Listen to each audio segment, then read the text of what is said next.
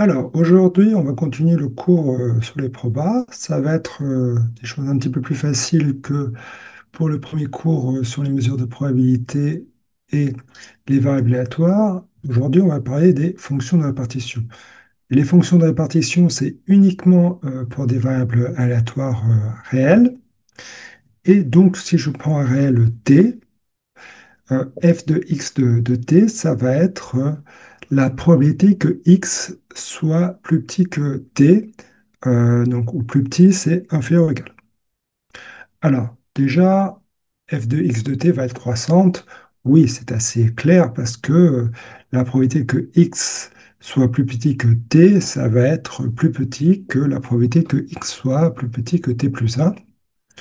Donc là, il n'y a pas de difficulté. Là où c'est peut-être déjà un petit peu plus investi, c'est pour montrer que f de x est continu à droite en tout point. Alors ça vient du fait que d'abord, p de x plus petit ou t égal que t de 1 plus n, ça va être décroissante. Ça va être donc une suite décroissante quand n va tendre vers plus l'infini. Parce que l'ensemble des événements x plus petit que ou égal que t plus 1 sur n, donc clairement ça va être une suite décroissante d'événements.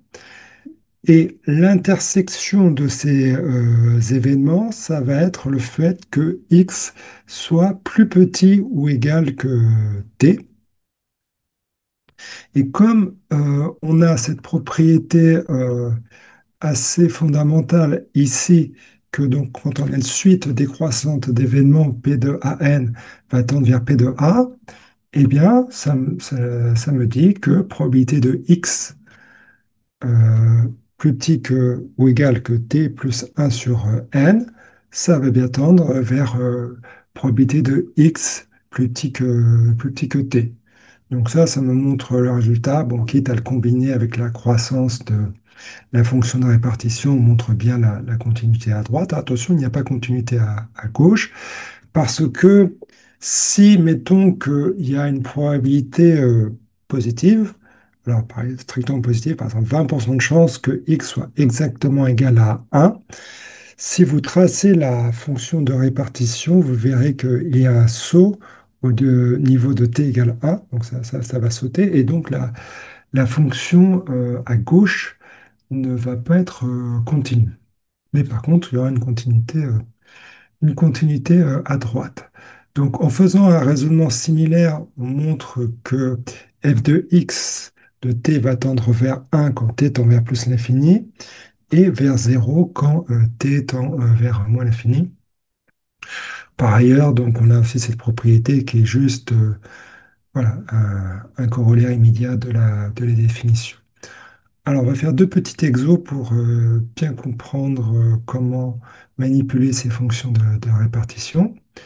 Donc, premier exo, on a x, une variable de loi uniforme. Donc, ça veut dire que une densité de x, ça va être la fonction indicatrice du segment 0, 1. Et on considère y est égal à x carré.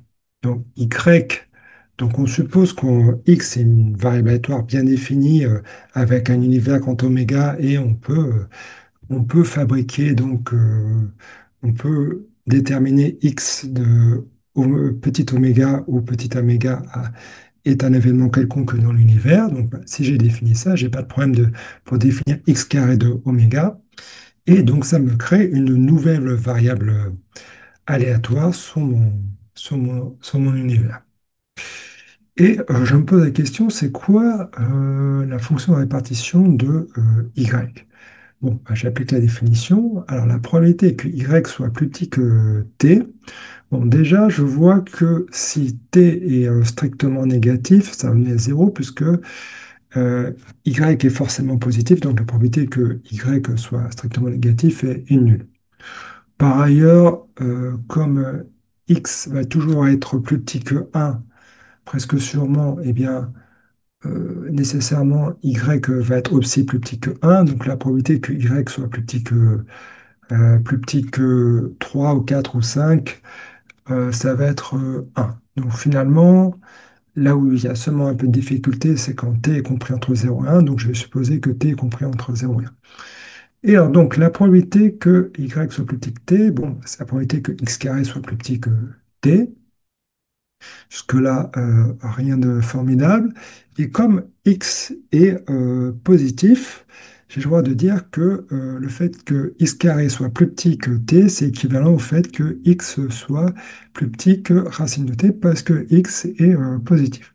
Et ça, cette probabilité, je peux la calculer parce que j'ai une variable densité, donc je peux utiliser cette formule-là et ça me donne directement racine de t.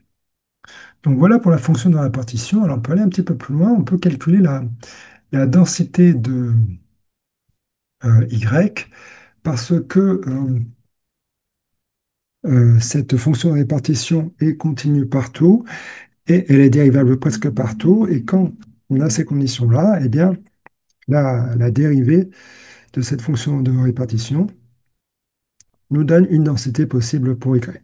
Et donc voilà, en calculant la dérivée de cette fonction-là, on obtient une densité pour notre variable y. Alors maintenant, un autre exemple. Là, ce coup-ci, on va utiliser une variable normale centrée, réduite, c'est-à-dire que ça va être donné par cette formule.